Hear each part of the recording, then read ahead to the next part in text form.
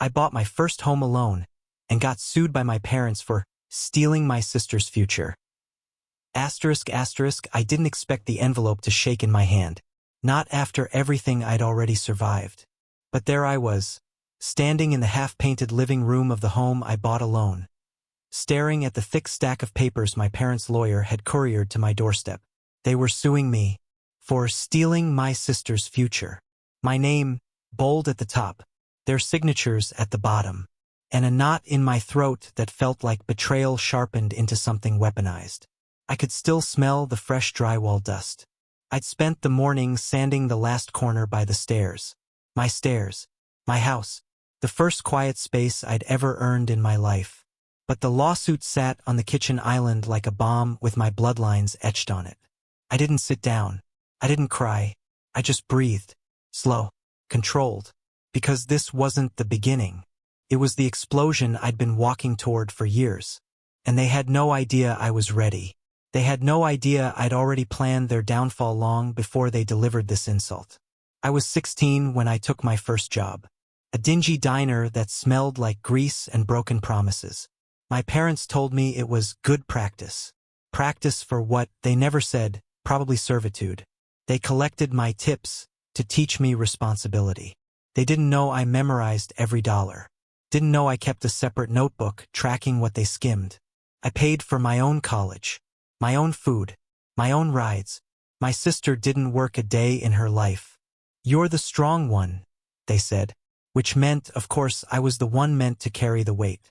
But I believed them back then, believed that strength meant sacrifice. Believed love meant obedience. I was a fool. They counted on that. The first sign came the week I closed on my house. My sister asked if the guest room could be hers eventually. Not maybe, not possibly, eventually, as if it were predetermined. As if I had built the place for her. Then I overheard my mother on the phone. She'll give up the master bedroom when she understands the family plan. Family plan. My plan apparently meant nothing. I kept my voice steady when I asked her what she meant. She changed the subject. But her eyes betrayed her. Darting, guilty, calculating. Then my father slipped. We need that house for your sister. She has a future to think about. And I? Apparently I didn't. Apparently the hours I spent sweating through double shifts didn't count. Apparently the loans I paid off alone didn't matter. All those years I thought I was earning freedom. Turns out I was building their safety net. For her, the old me would have exploded. But I learned long ago that rage is only useful when chilled. So I smiled, nodded, agreed with everything they said. I let them believe I was slipping back into the obedient daughter they raised. Meanwhile, I hired a lawyer. Not for defense, for offense. I pulled records. Tracked every dollar I earned since 16. Documented every deposit they took from me. For my future, that mysteriously never existed. Collected texts, voicemails, promises, threats. I recorded the conversation where my mother slipped and said, "Your sister deserves the house more. You owe her." Owe her. I built a case before they ever filed theirs. And I waited. People underestimate the silent ones. The lawsuit was their last attempt to control me, claiming I had manipulated family expectations, that I'd stolen funds, that my house was purchasable due to parental sacrifices. Parental sacrifices. Laughable. They wanted the court to force a sale of my home. Half the profit to my sister. They didn't know I'd already submitted my evidence packet the morning before their courier arrived. When my lawyer read it all back to me, she looked up with something almost like admiration. "You've been preparing for this for a long time, haven't you?" I had. Longer than she knew. We met in the mediation room first. My parents sat across from me.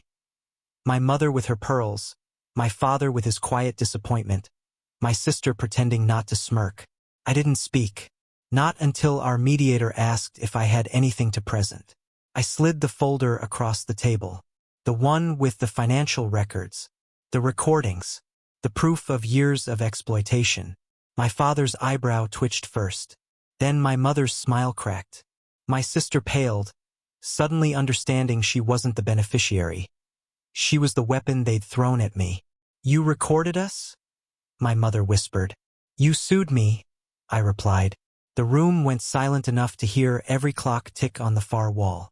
My lawyer summarized the evidence calmly, professionally, ruthlessly.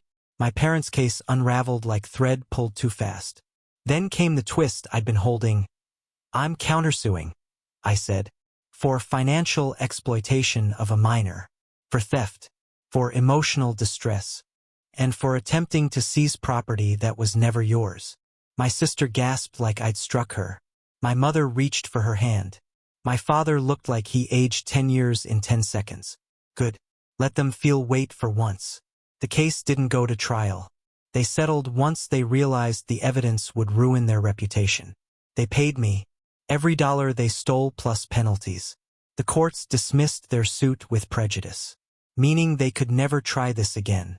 My sister blocked me. My parents sent a letter. Thin, shaky apologies wrapped in excuses. I didn't respond. The house is quieter now. I like it that way. The silence is mine. Some nights, I still think about that moment in the mediation room. The exact second they realized I wasn't their burden, or their safety net, or their obedient daughter. I was their reckoning, and honestly, felt better than revenge. Felt like justice, paid in full.